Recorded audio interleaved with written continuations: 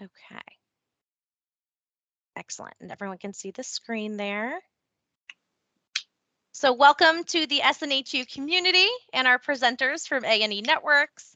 My name is Dana McGrath. I'm one of the employer relations partners on the SNHU Global Campus Career Services team.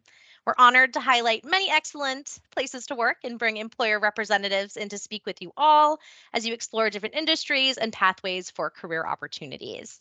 A little bit of housekeeping first. Again, this event is being recorded. We do have the attendee video, if you could just keep that off, as well as your microphone for the presentation portion. And then feel free to ask any questions in the chat throughout as they pop into your head. And then we'll have the Q&A portion where we can turn on cameras and microphones and, ask questions as we go through there. So go ahead and go over our access and accommodation slides as well. We want you to know that your experience here at Southern New Hampshire University, it's very important to us. It's our policy and practice to create an inclusive and accessible learning environment. If there are aspects of this presentation's design or delivery that present barriers to accessibility, please notify online students, the Online Accessibility Center, by emailing oac@snhu.edu or by phone at 866-305-9430. For campus students that may be in attendance, our Campus Accessibility Center, you can email cac@snhu.edu or by phone at 603-644-3118. And then any SNHU staff and faculty in attendance, you can reach out to the Human Resources Office by emailing hr@snhu.edu. And finally, if you have any questions or would like any career support or guidance after this presentation, make sure to connect with SNHU Career Services. It's a resource included for all students and alumni. It's a lifetime benefit included with your academic journey. You can email cocecareer@snhu.edu or call 888-672-1458 to schedule time with an SNHU career advisor. Definitely be sure to check out Handshake as well. You should have access with your SNHU credentials to log into that to keep posted on any job internship opportunities that have been vetted by the career services team and fantastic events such as this one with our employer spotlight. So with that, I am going to hand the virtual podium over to Brian and his team and say thank you so much for joining us today, Brian. And Alyssa, Sloan, Brian Catterson, thank you for joining us and representing A+E Networks. We're so excited to have you. Yeah, I'm excited too. And just to see the people from California, South Dakota, and Bermuda. So I don't know how we get to Bermuda, but I've never been, but I hear it's beautiful. But no, thanks for inviting and having the A+E Networks in to participate in the Spotlight program. We're excited to introduce to everyone here our company and look forward to answering any questions you have about A&E, but really any questions that you have about the entire media business. A few months ago, I was meeting actually with a colleague of mine, and we were talking about SNHU. And SNHU is actually one of our advertising accounts. They advertise across many of our networks. And it made me think, I said, gosh, we should really reach out to the career service group and start a dialogue. So I made contact with Dana, and a few months later, here we are. We're posting open positions to the Handshake account. And we really look forward to today and providing everyone with what I think is a very exciting and dynamic business rooted in advertising and marketing. So as Dana mentioned, I have some of my colleagues joining me here today. Alyssa Greenhouse, the sales director who covers the Southeast region for sales and sponsorships. She's always on the road, traveling down to the Carolinas, to the tip of Miami, meeting with different clients and agencies. She's terrific. We have Brian Catterson. He's the other Brian. His nickname is the Cat Man, we like to call him, just to separate our two Brians here. But he runs our direct response business. And then we have Sloan Somick, who is a sales service representative based in New York, just recently a college graduate, has been with the company for just a little bit over a year. And you can see actually underneath our names the amount of years that we've all worked here at A+E Networks. I think between the four of us, it's about 50 years. And we just have a great track record at A+E for people staying and growing their careers here, both personally and professionally. Our corporate culture, it's really unique, and our most valuable asset continues to be our employees. Our president and chairman, Paul Buccieri, who has been leading our company now for the last 5 years, really stresses or demands some fundamentals when it comes to working together as a team, and that we always bring kindness, respect, and accountability to the table, and that everyone has a voice and should be heard. Inclusion is so front and center at A&E Networks, and a more inclusive environment, we really truly believe spawns greater collaboration, creativity, and ultimately greater success. Here it's a little bit small, the font, but you can see it's a letter that Paul just shared with the company last month. And for the second year in a row, Forbes has named A&E as one of the top mid-sized companies to work for. So that's just a great testament to all of the employees at A&E Networks embracing Paul's corporate culture. So let me give you a little sense of who we are and what we do. So for 38 years now, we have operated independently and continue to return a nice profit back to our owners. We have two owners, the Walt Disney Company and Hearst Communications. Both own 50% of A&E Networks. And our company is made up of a diverse portfolio of television or linear first brands that reach about 70% of all U.S. homes. History is our flagship, or History Channel is our flagship brand, home of high-end docs and some of the highest rated series in cable today. We have A&E, our entertainment-focused network, home of our biography series, FYI, Viceland, also Lifetime and LMNs, brands created for and by women. Actually, movies is the big engine that drives these two brands, and A&E Networks is the #1 producer of made-for-TV movies in the world. We also have many brand extensions we work with and sell to our sponsors. Enthusiast blocks that run on the weekend around homemade, or if you're an auto enthusiast, tune into our drive block on history, or all things outdoor, our outdoor block on history. And we're also very proud of some of the corporate outreach initiatives that we have developed and we can also work with our sponsors on, such as Save Our History, which is obviously a history-focused initiative, and Broader Focus. Broader Focus rolled out about 9 or 10 years ago on the Lifetime side, and it really pushed for more female directors, writers, and producers to create our content. So if you have a network like Lifetime, which is a network for women, well, women should really be behind the scenes creating that content. And because of the Broader Focus initiative, they're doing just that. So I think it's safe to say we probably all watch some television content or streaming today, but that content that we all watch costs money to create. Probably not a surprise to many of you, but I think what may be a surprise is how expensive content is to create. So the cost per hour of an hour-long episode on broadcast or cable or maybe a streaming service could run anywhere from $300,000 or $400,000 all the way up to $15 million per hour. So on the lower end is more of those nonfiction series that you watch. A $15 million episode could be something like a high-end drama like The Crown or Game of Thrones. So creating content is very expensive. So for us, our price per hour is more in the range of that $400,000 to $500,000.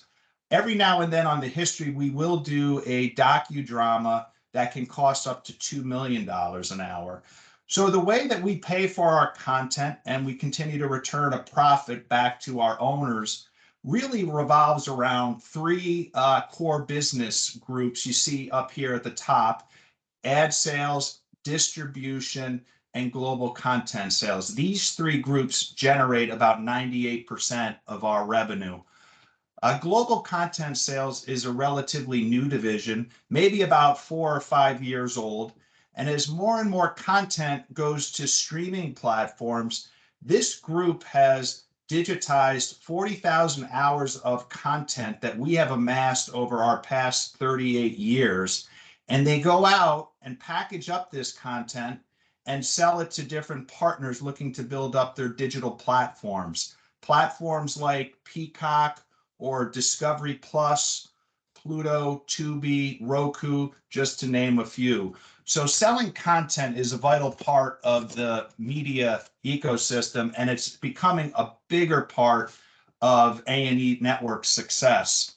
The distribution team, this group probably drives about 40% of our company's revenue by securing carriage agreements with cable operators, or MVPDs. You'll hear a lot of acronyms from this crew, but MVPDs are multi-video programming distributors, right? So those are companies like Comcast, Charter, DirecTV, Altice, Dish. Millions of homes across the country still subscribe to the traditional cable bundle.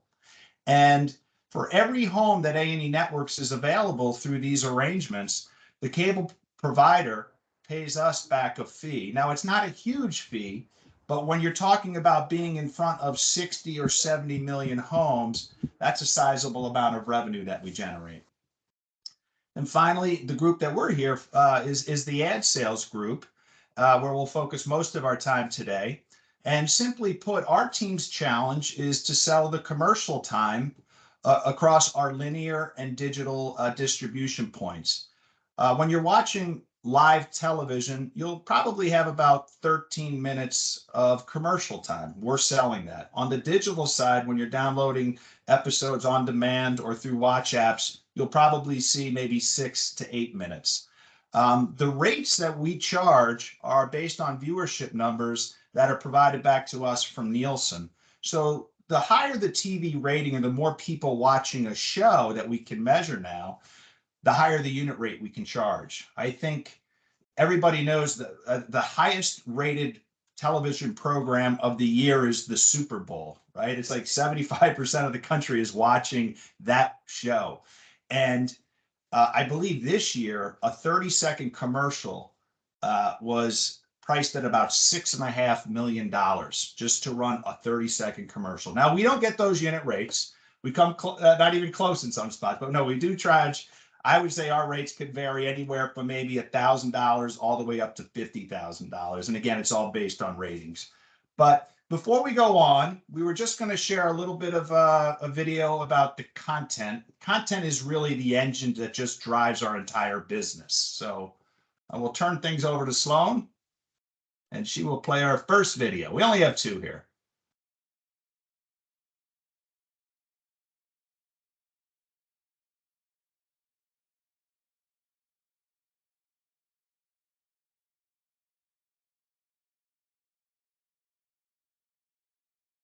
Oh, can we hear it? Want to reboot, Sloan, maybe? No, I cannot. Oh, there it goes. There it is. Sorry Yeah, about just- that.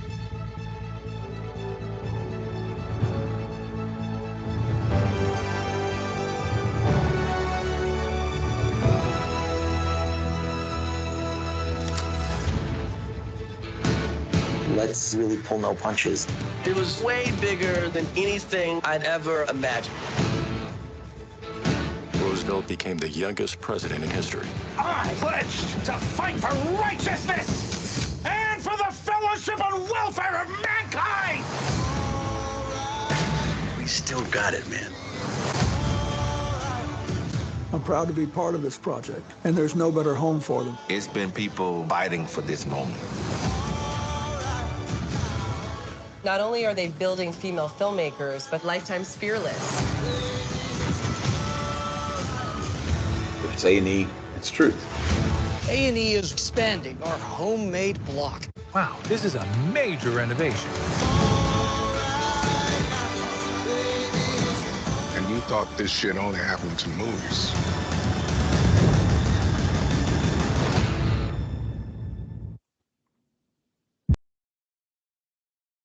All right, I'll take over from here. Thank you, Sloan. Let's give it a second until the slides pop back up.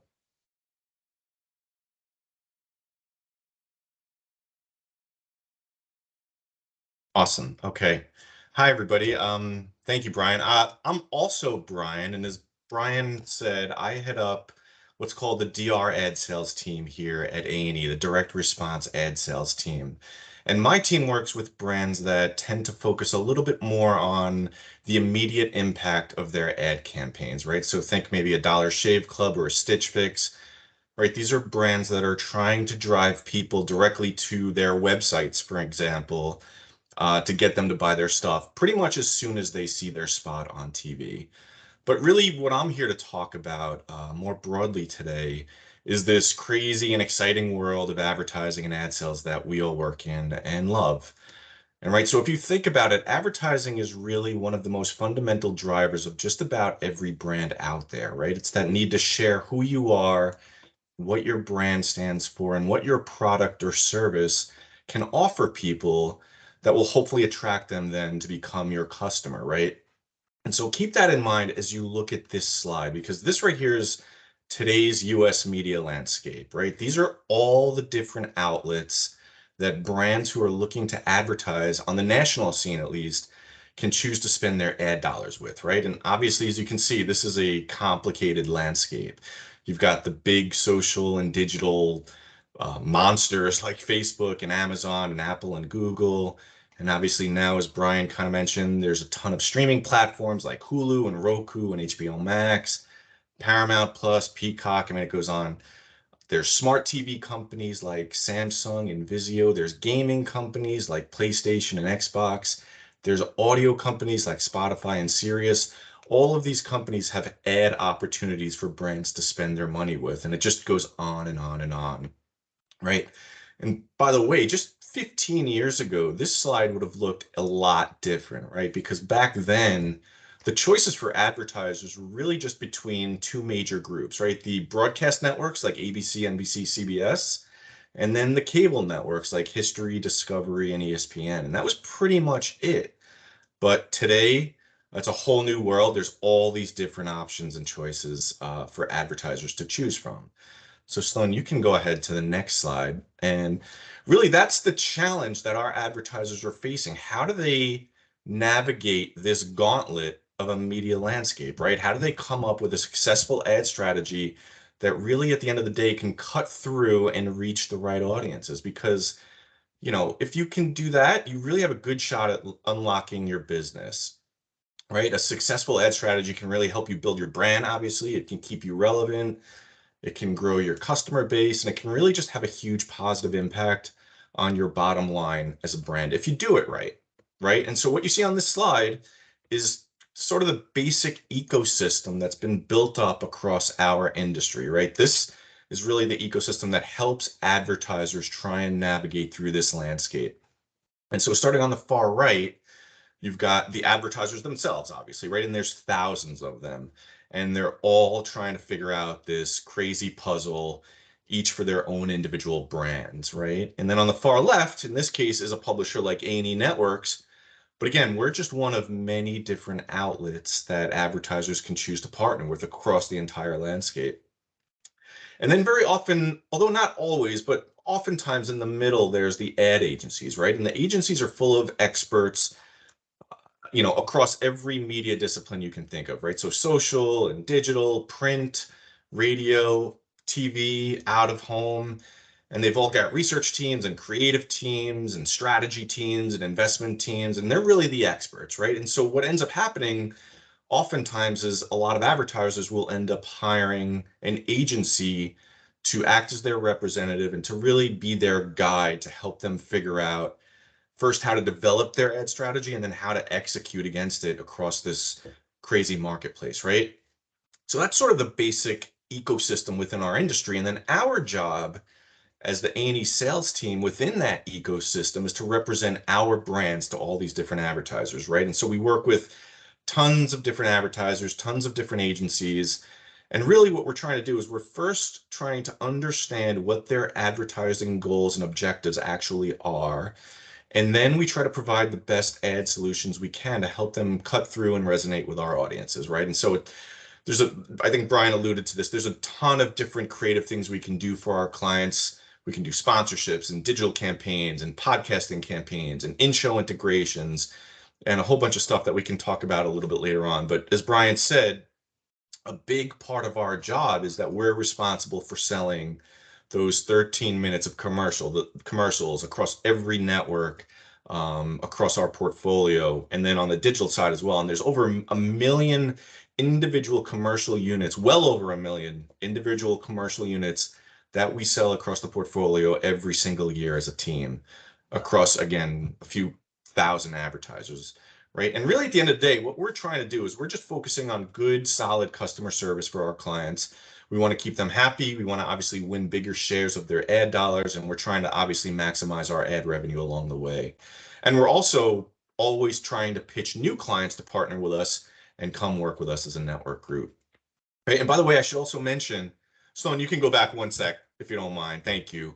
In some cases, we actually have a direct relationship with the advertisers themselves. And as Brian said, that actually happens to be the case with SNHU, right? SNHU, as Brian said, advertises across our portfolio, and we work directly with their team, and there's no agency in the middle of us. And I just have to say, I know they're not on the call, but the SNHU media team, they're awesome. I want to give a big shout out to their CMO, Alana Burns, and Heather Brown, who heads up their media team.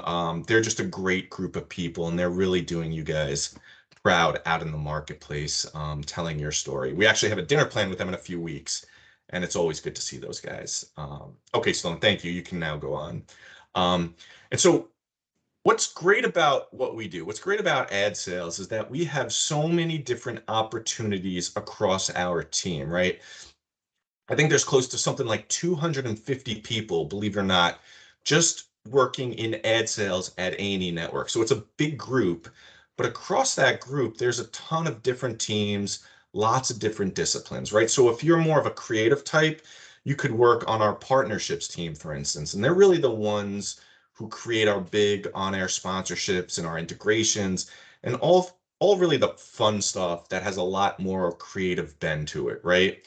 Or maybe you're more of a numbers person, in which case you could work more on our revenue management team, for instance. They're the team that sets all of our pricing that Brian mentioned. They set our financial goals, and they really make sure that we're on pace to hit those goals every year, right? If you're more business-minded, maybe you work on our strategy team and you really dig deep with clients, with individual clients, to learn everything you can about their specific business needs, their ad needs, so that you can really try to figure out what the best solution is for them as a specific client, right? And so the point is there's lots of different paths to choose from within sales. And really kind of at the center of it all is what you see here in the middle of the circle, what we call our core team. And there's about 30 core teams across ad sales, right? And they're made up of three people, three individuals: the account executive, the planner, and the sales service representative. And so the account exec is really the expert, the salesperson, right, who knows our brands inside and out. They know our ad solutions, and they're out there every day on the front lines, talking to clients, negotiating with them, putting plans together. And they're also coordinating internally across all our different teams in ad sales and outside of ad sales, for that matter, to bring these deals together, right? Working closely with the account executive then is the integrated sales planner. They're responsible for taking all the elements of the deal that were actually negotiated by the account exec, and they actually then build out the media campaign in our system with all the components and the pricing and the elements that were agreed to and negotiated by the AE and the client. And then finally, there's the sales service representative, or the SSR, and they're really a critical piece to all of this because they're responsible for stewarding the campaign and really managing it from day to day, from start to finish, really once it's on air. And so they'll be the ones that make sure the right creative is running, all the commercial units are airing in the right shows at the right times, on the right days, and without any problems or hiccups along the way. And so that team really is the core team that works with individual advertisers. And so that's a little bit about our business and who we are and what we do. And like I said, it's really an exciting, fun, challenging career where you're continuing to learn every day. And I encourage you all to consider, our line of work.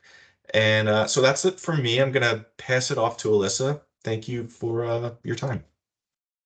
Hi, so before I begin, just two quick disclaimers. One, I live in New York City. It has been so loud throughout this entire presentation with the sirens outside. I have a new pup who is eating everything on the floor that he should not be eating, and two kids who promised me they would not walk behind me during this presentation and have with 2 slices of pizza each. So that's my first disclaimer. And my second is I do love to mentor. I'd be happy to talk to any of you offline. So please do reach out to me on LinkedIn. It's a passion of mine, keeps me young, and I love it. So I'm Melissa Greenhouse. I am the salesperson that they were referring to that is on the front lines.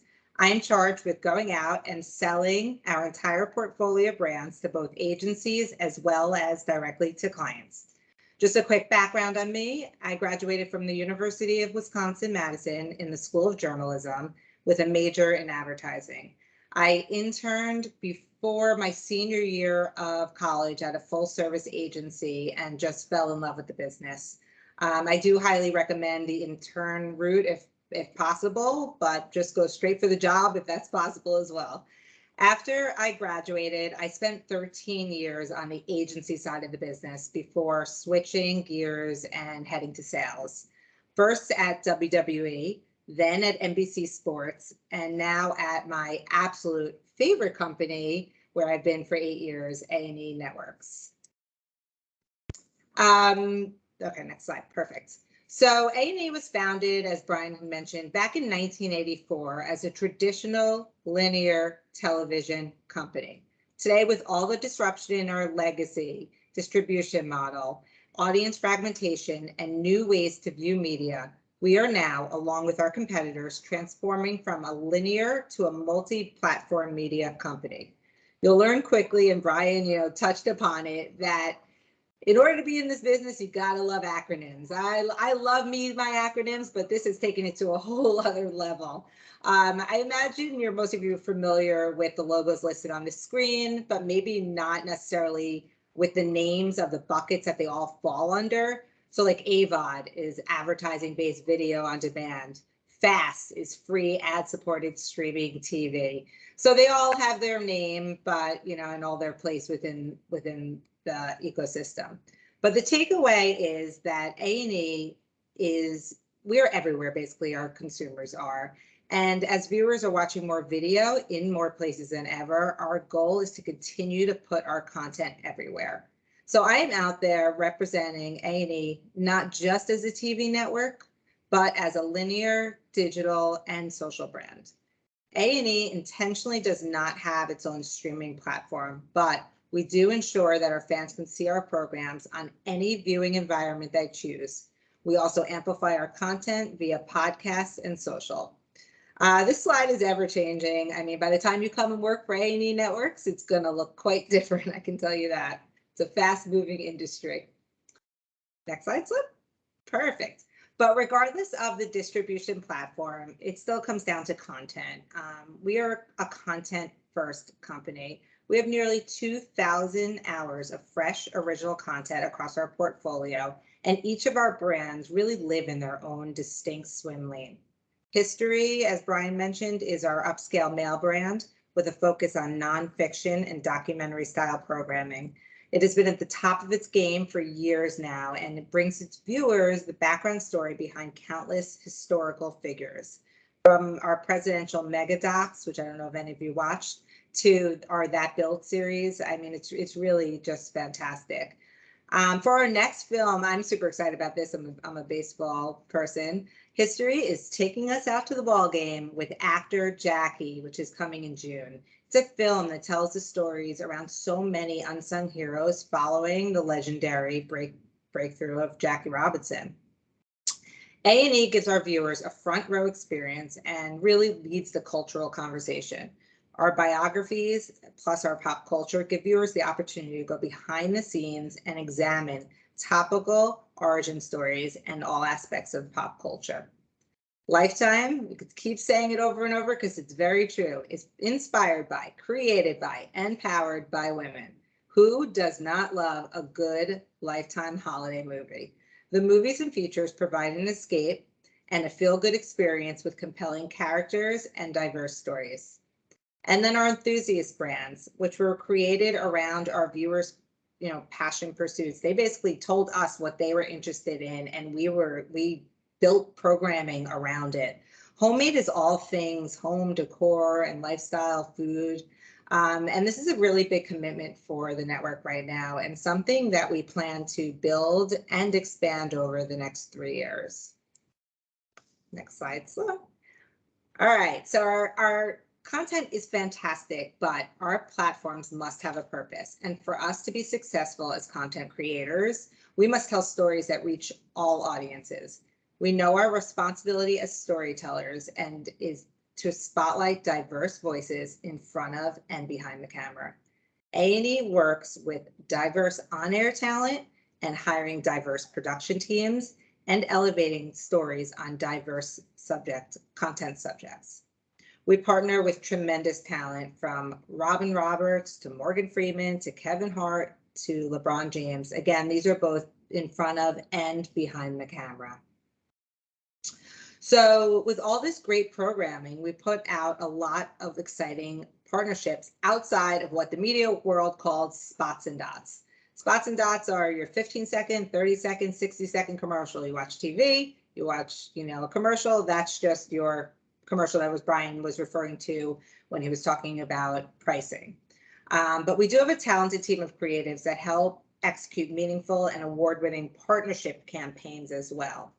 From a simple Lifetime movie, this Lifetime movie is brought to you by Diet Coke, to an in-depth custom content mini movie.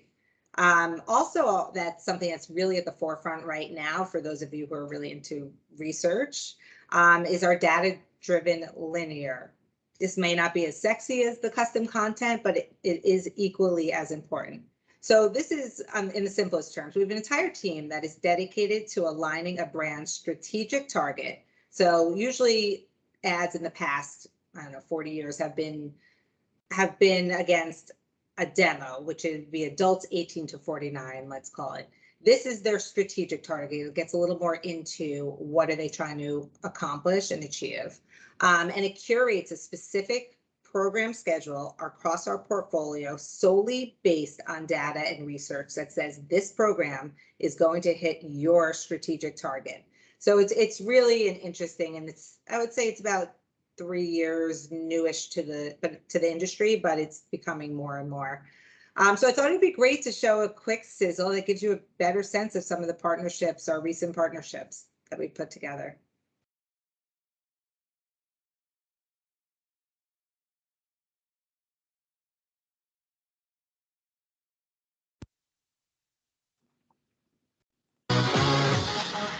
A+E Networks. We're partnering with some of the biggest brands to tell powerful stories that connect your brand to ours on a more personal level. This typewritten transcript is available on Ancestry. We have meaningful DEI content airing all year long. We join in celebrating Hispanic Heritage Month, Women's History Month, Arab American Heritage Month. Here's to Pride pioneers everywhere. We're partnering with brands on a mission to create real change. Solving veteran homelessness is possible. Creating buzzworthy mini-movie events. Who the hell are you? Harlan Sanders, the new chef. We're telling your stories with premium branded content, like we did for Geico, using 3 brands to highlight one message. So what are you waiting for? Leonardo da Vinci to paint a portrait of you? Perfect. We have full-hour network takeovers. I'll be back to wrap up this hour of Homemade with Sherwin-Williams. And unique in-show integrations. I stopped and rented a Sprinter van. Let's sweep up this castle. Including virtual integrations from brands like Audible, Maybelline, Big Lots, and Bailey's. We're creating a home for new and innovative products. Today's episode is sponsored by Audible. With in-show shoppable experiences and eye-popping in-program messaging from brands like DAV, Disney, and Kohl's. Pow! A&E ad sales partnerships. We are serving up something new. An award-winning team with proven results.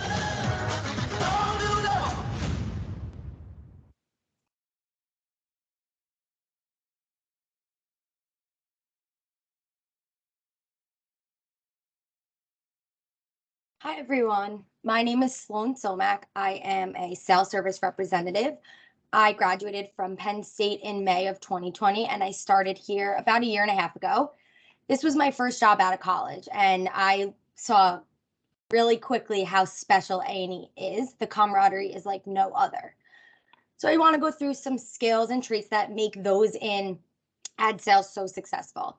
So to begin, for my position specifically, there's a training program that we go through to just see the ins and outs of the role, the systems we use, and everything that comes with being a sales service representative. So the willingness to learn, being organized, paying close attention to detail, it's really, really important. In addition, like Brian, and Alyssa had mentioned, we put our clients first. I'm constantly talking to clients via email, phone call. Alyssa's meeting with clients in person for lunches. She's traveling to see them, so on and so forth. So strong communication skills is another key trait for all levels in ad sales. So like I said, Alyssa travels to see our clients. She negotiates to drive revenue. Team management is something Alyssa works on on a day-to-day. She's actually one of my managers. Thinking with a creative mind is very important in our industry, and so is collaboration. Teamwork and being a team player leads to success. I've seen it firsthand across all the accounts I work on, the teams I've been on.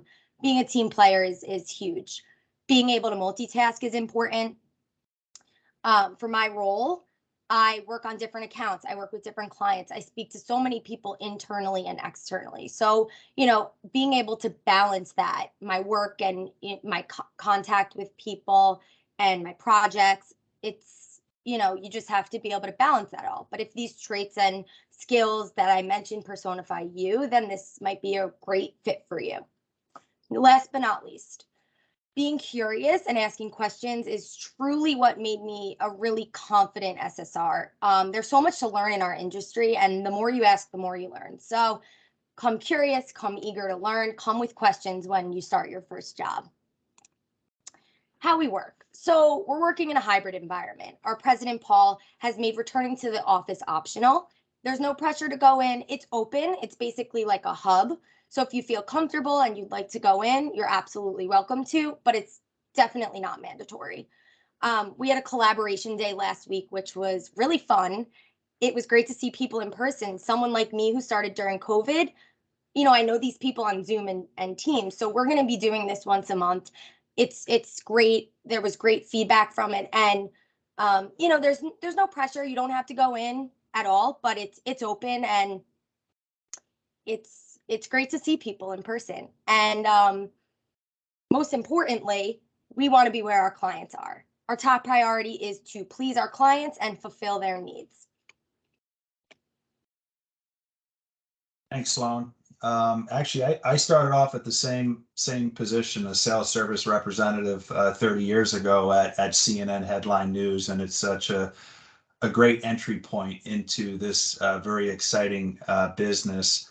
I love the skill set page and curiosity. Having been in this business as long as I'm constantly learning and I'm constantly asking questions.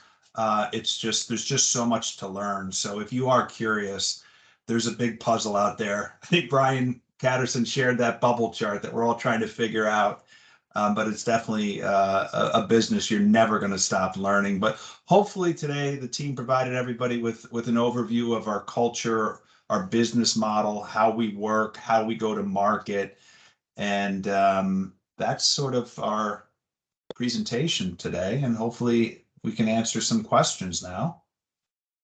Perfect. And let me just be the first to say that we really appreciate all of this fantastic knowledge, just learning about the media industry, just seeing that map of all the kind of the universe that exists now. So, I certainly have learned a lot, and thank you all for just your tremendous insights. And we absolutely want to make sure we have time for questions. So I'm going to stop talking, and I'm going to ask the attendees if you'd like to raise your hand, we can call out, and then you're welcome to ask your question in the chat, or put your camera or microphone on. We can make it really conversational that way. So let's go ahead. I saw Joseph. I saw your hand pop up there. If you want to go ahead and ask your question. Hello, can you all hear me? Yeah. Okay. So I've got a question for Sloan in terms of the sales representative. You mentioned a lot about reach talking to clients and stuff like that. What is exactly the method you use for do these companies reach out to you? Do you reach out to the companies? Is it maybe a mix of both? And then like, what is kind of the presentation? Do you have like a pitch of here's what we can do, or here's what your advertisement will look like? Just give me kind of the insight into sort of like what's it like, going, from like picking up, going from company and picking up the advertisement and, putting it all together. That's a great question. So as the SSR, I work with, for example, on some of my accounts with the agency. So you remember that chart, Advertising Sales 101. I work with the agency, and for example, Alyssa is out there selling and negotiating. And once we, make a deal and it's all set and ready to go, I'm working with the clients to let them know where their units are airing, what weeks they'd like to air in, what networks, what networks and what is airing. I send them some programming grids. So it's kind of just maintenance of each deal and making sure everything is set and good to go. Everything is placing in the proper programs. But yeah, so I'm not going out and getting those clients. That's Alyssa. But once it does get set in the system, it's my responsibility to make sure everything is running smoothly. I just want to add a little bit, just to add to that. So, on these teams, Sloan, for example, will be either in a meeting with me while we're presenting or on a virtual call while we're presenting. So she's learning what the next step on the ladder is. And if I sell a $5 billion deal, it doesn't mean anything unless Sloan gets it right on the back end. So if it doesn't right, so her job is actually probably the most important job. But at A+E Networks, and I've worked other places, it's so incredibly impressive how much you're included in the next level above and the next level above that to learn. All right. Thanks to both of you. That was very helpful. Thank you. Perfect. Thank you. And I saw Farah, if you want to introduce yourself and ask in the chat, or go ahead and turn your mic and camera on. Yeah, I was wondering, can you hear me? Yep, you're good. Okay, I was wondering if you guys had any positions with data science or data engineering.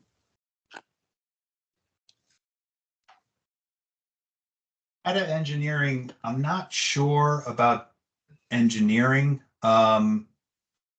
We have our commercial ops group, commercial ops that's behind the scene, all the technology that's making the commercials run correctly. But that's something we'll have to look into. We also, I'm sorry, Brian, we have a data science team, which is under Marcella's team, and they do a ton of like in-market research. I'm not sure if that's what you're like ethnography studies, and they're fully tasked with that. So I mean, happy to dig a little deeper there. If you want to reach out to me, let me know what aspect you're talking about. Be happy to. Excellent. Thank you.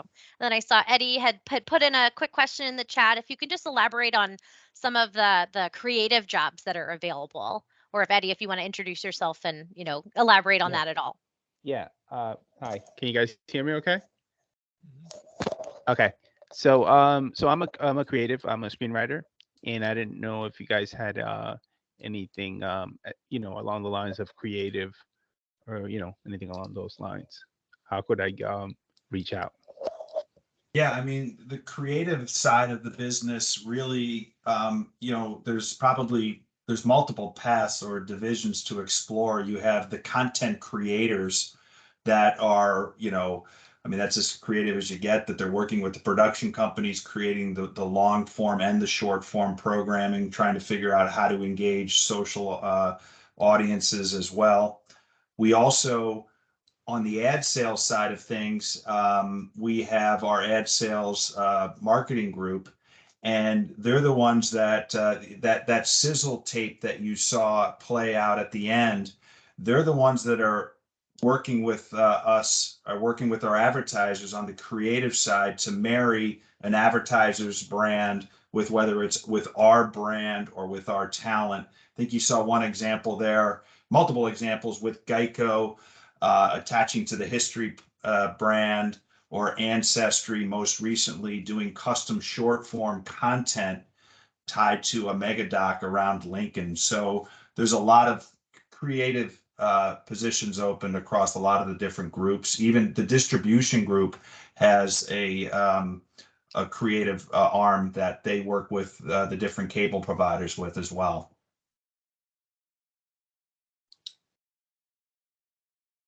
Wonderful. Thanks, Eddie. That's a great question.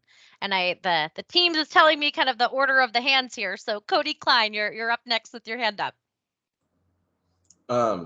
Hi, can you guys hear me fine? So my question is in regards to applying for a job or a position, as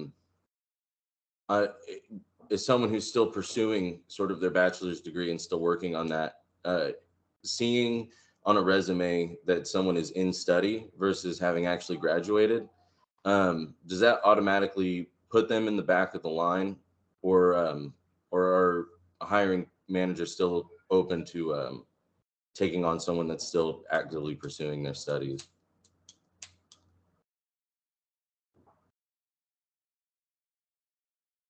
Do you want? Oh, Brian, do you want to take that? You want me to take? Yeah, that? Well, no, I mean, I think, and Brian, you correct me if I'm wrong ahead. here, but I think over the years we've become a lot more open-minded about people who are in the process of still pursuing their education, especially now, like we've been talking about in this hybrid world. And I think years and years ago, and again, Brian, correct me if I'm wrong, you're more familiar with this than I am, but years ago it was a prerequisite, to have a certain level of education. And we've been just sort of rethinking a little bit about that over the past few years, because there's lots of qualified candidates out there that come from all walks of life that may still be in the process of getting their education. So I think that may be a little bit on a case by case, but personally as a manager myself, I don't know that I would necessarily rule anybody out if they were in the process of still pursuing their degree, because as long as you can make the time commitment. I mean, it's a full-time job, when we're working with many clients, and there are days where we're working a little bit longer than other days, but assuming that we found somebody who would be able to fit that into their schedule, I'd be open-minded about it. But you guys feel free to. No, I think that's how exactly how I would have answered it. It's the world is changing. We're changing. As Brian said, I think the biggest thing to think through is this is a full-time job. 40 hours a week. There's times where we're working 9 to 5, and then there's other times that we're flexing, maybe working a little bit earlier. So there's some flexibility based on your position, and there's even something that it's not available just yet. But well, I shouldn't say it's not available. We do job shares where folks can't commit to a full week, so they match up with another person that can't commit to a full week, and they split the time. Now it's a tough thing to sort of pull together, and you got to find the right people to do it. But it's something that we work with. We have a job share, what we call it, 2 account executives that each work 2.5 days. So a lot of flexibility, and I think that's only going to increase. Yeah, and I know on the career page you had about 18 states now, right, that are listed there for that flexibility. So we like that, Well, right? that's the other that's the most exciting thing. And again, this has been a really tough 2 years for people in a lot of different ways. And, Sloan coming up through the business without meeting people in person, but the ability to work from home, and all of a sudden the ability for us to start to hire people from different states that they, because we do have, we should have said we have 4 offices: New York, Detroit, Chicago, and LA. But now all these states that we can sort of look at, and that's very exciting. Our team just hired a new SSR 3 weeks ago, and she's based in Florida, and my team is in New York. And so, 2 years ago, that would have never even been something that we would consider. And now in this hybrid world, it's expanding our viewpoint on a lot of different things, including location of where folks are. Awesome. I want to say that that's as someone that used this time during the pandemic to start a degree a little bit later than what is, I guess, traditional. It's kind of scary to start thinking about career change and things like that. So that's really refreshing to hear. I appreciate you guys' time today. Awesome. Thank you so much, Cody. And I have Christopher Rayburn. You're up next. If you want to chime in. Hi, thank you very much. Can you see me, hear me? All right. Thank you very much, first of all, for taking the time to meet and speak with us today. It's really been good to hear the information, and I've already had such a positive thought of A&E in my mind, but now even more so from the direction that you all have provided. If this is okay, I have a couple questions. The first, I would like to find out briefly what the training for the SSR would entail. And my second question is it commission only or is it a set salary? I'll talk about the training program real quick. It's like a 3.5 week program. We use a specific system to air our commercials and all that good stuff and, place them. So we get some training on that. And then we learn about the ins and outs of the role, the day to day, what might come up. How do you, handle a situation like this or that? There's, it's not that there's difficult math, but there's math that you need to know how to do if it comes up. So you learn that, every account's different and every team is different. So it's a team by team basis of how you work on things and what comes in, but you get an understanding of any team that you would be an SSR on. And it's really helpful. And you learn so much in those 3.5 weeks. But even after 3 weeks, Sloan, you're still, you're learning nonstop. So it's 3 weeks before Sloan gets thrown on a desk and is actually touching real business. And then she has a big support team behind her and above her, helping her through this process. Because I always say it's almost like learning a new language. There's all of these terms that come up and you feel a little bit overwhelmed. Like I said, I did this thing 30 years ago. I'm like, what the hell am I getting myself into?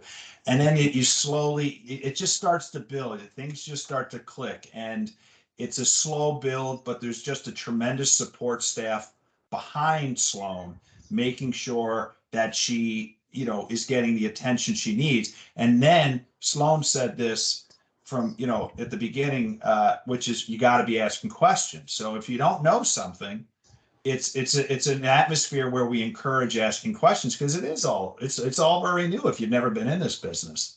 As for the salary or commission, it's all salary. Salary. There's very little commission in this business, even through the upper ranks right now, because it's a lot of repeat business. So for the most part, it's all salary. There's little bonuses that we layer in on top of that, and I believe the SSRs get overtime as well. So, okay, great. Thank you again for taking the time. I really appreciate it. Right. All right. Great question there. Great couple of questions there. I have Elizabeth up on the next question. If you want to chime in there. Hi, I'm Beth. Elizabeth, only if I'm in trouble. I'm a career advisor here at SNHU and would love to know if there are specific degrees that you prefer from an applicant's standpoint. And if you were to give, I know Sloan and Alyssa, you both gave us some great ideas on key elements for you, but what are the key qualities that you're looking for? And do you find that are successful for individuals? Alyssa, you want to take it or you want me to? Sure, I will take it. As I said, I did have a major in advertising, but I really don't know anybody else very few people have to have the degree. I would say that it's a lot more about the qualities that Sloan had mentioned than the degree. It is a fast pace. You have to be able to multitask. You have to have good interpersonal relation skills. You have to be curious, like Brian said, and you have to be detail oriented for sure. But in terms of a degree, I personally, when I interview, it does not matter to me at all. I can tell a person on a connection basis whether or not, they'll be good for maybe the business, or maybe they think they want advertising sales, but I think within A&E, there's a different route that I think would be a better suited. But in terms of a specific degree and, as your career person, I wouldn't shy anyone away if it interests them. Can I throw one more question on? I'm so sorry, Dana. I always ask this question, but from a candidate or an applicant's branding standpoint, are their LinkedIn accounts important in the applicant process? I get a lot of my students who are like, do I need one? Do I not need one? I'm not a business person necessarily, but is that part of a candidate's process? I can take that one as well, and anybody feel free to add on. I believe so much in networking. I think it is so important, not just, in this industry, but in industries in general. I think if you're a shyer person, LinkedIn is an easier way to kind of have that networking without being in person for the networking. I don't think that somebody is picking a candidate based on their LinkedIn, but I think it is way easier to find jobs. People reach out to you if you have a LinkedIn account. You see different, people that are LinkedIn. Like, I'm sure that there are people on this call that if they connect with me, that we're going to see people in common, and that just alone is a lot of information. So I definitely encourage LinkedIn. Dana, you saw I LinkedIn you the minute I got your, Exactly. It's a great, but it's I'm a great happy for platform. anybody else at A&E's thought on that, because that's just Alyssa Greenhouse thought. I completely agree, Alyssa. I don't think it's a requirement, but it's a super helpful tool. And to your point, I mean, networking is really super beneficial in so many different ways. Whether you're an introvert or an extrovert, it's just getting out there and meeting people and making connections and seeing what people you have in common. It's a great tool. Again, not necessarily a prerequisite, but I strongly encourage everybody to use it. Wonderful. Love the feedback. And it is, I know I like to say, don't call it networking because it gives that weird feeling of awkwardness, right? It's just making connections, which is what we're doing tonight, and really appreciate it. And I know we're at past time. If anyone has to hop off, certainly understand, but we have time. if you don't mind sticking around. No, I don't. Awesome. Perfect. So we have the next question from Maisley Strange.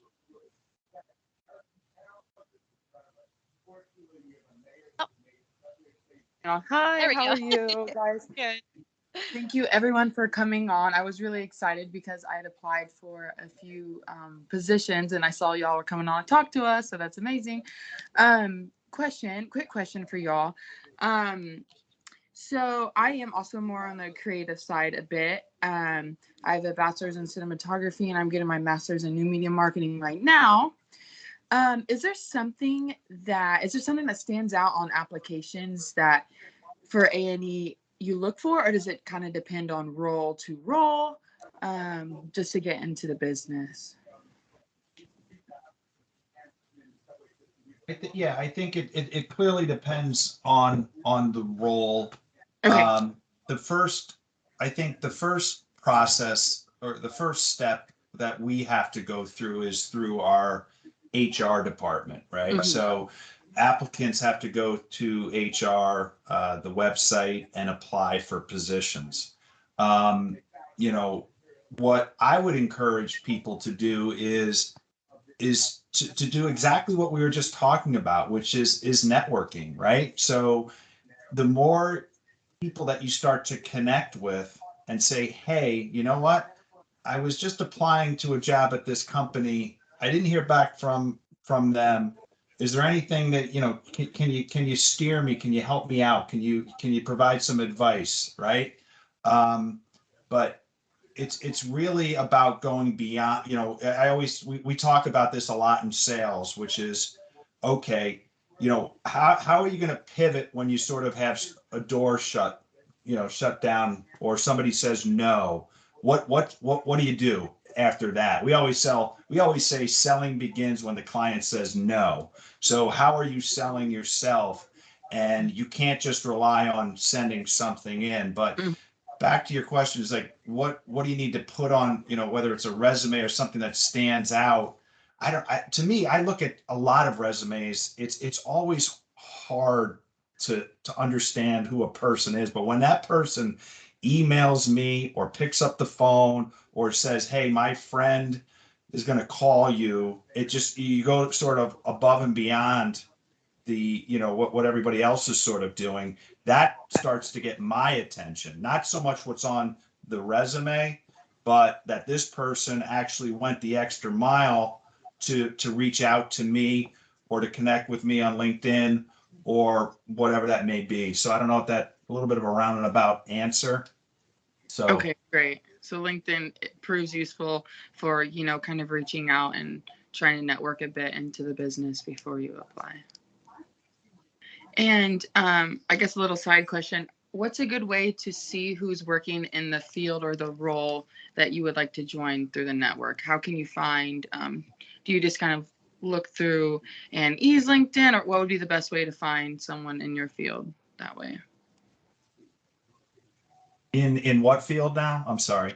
And the role that you want to be a part of, what's the best way to find someone through LinkedIn that way?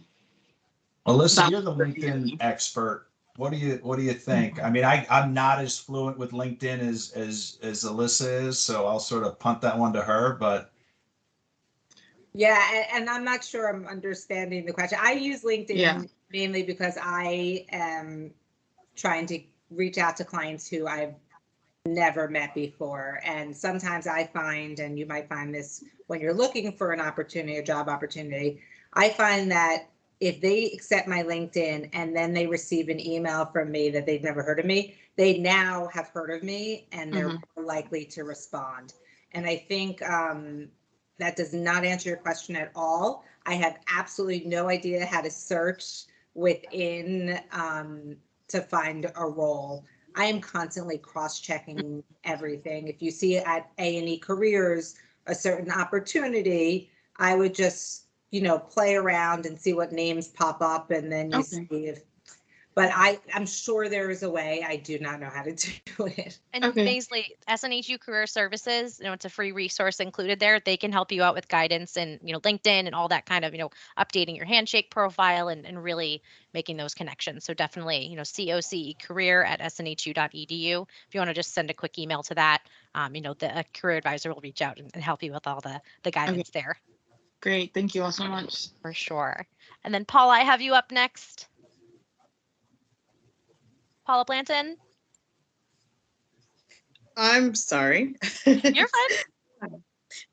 Yeah, I just wanted to know, as far as the salary for, let's just say, the ad sales positions, would that be something that would be, is that published on the career website, or would that be something that would be spoken to during a interview time?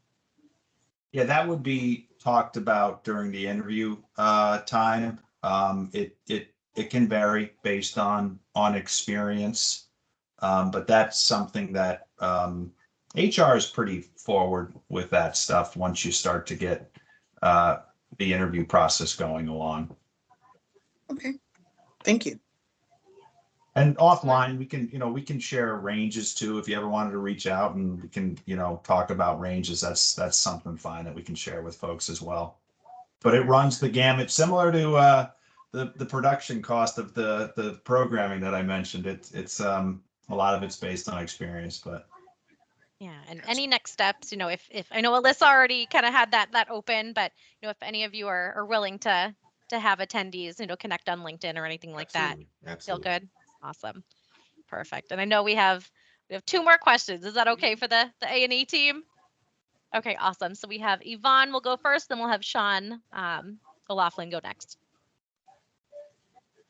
Hi. So I have a question. For someone who is interested in SSR and has no experience whatsoever, what are the requirements for them to land the job? I'll jump in. I was a college grad when I started this job. I had, really not much background in ad sales. You learn so much as you go. You just need to be, willing to learn and eager to, ask questions and dive into the, the ad sales world. But you don't need any background. You don't need any experience. I think the traits that you personify are really important. Detail oriented, organized, communicative. Those are what will make you shine as an SSR. Okay, thank you. I always like to say this. Before I got into media, I was actually, I graduated from school and I bartended for 2 years. And as crazy as it sounds, I went bartending and just being able to multitask. It was just this business as being an SSR. It was just, I always thought the two were very similar. It was very hectic. You're being pulled in a lot of different directions. And, being detail oriented, not getting too frazzled when things get, the pressure starts to build. But the willingness to learn and want to be in this position, that's what I really look for somebody coming in that says, hey, what we usually do is we lay out, hey, here's the job, here's what it's going to take. If you really want to do it, you're going to do it because you'll have the support of us, right? But it can be hectic at times, but it gets easier as you go on. But the first 3 or 4 months, it's very tough. You're learning everything is brand new. And it's hard when you don't know everything. Yeah. Thank you so much. It's all a journey, right? That lifelong learning, because things are changing all the time. Like Alyssa mentioned, that map of all the different ways that we deliver content, that's constantly changing. So always staying up to date, being curious. All right. And then Sean, if you want to go ahead and round out our questions. Sure. Thanks so much for staying late and entertaining my last question. I wrote this question in the chat as well, and I think some of you have addressed a little bit of some helpful points, but I am curious about career shifts, career changes, because I've been in the seafood industry for years now, and my education was originally in that realm.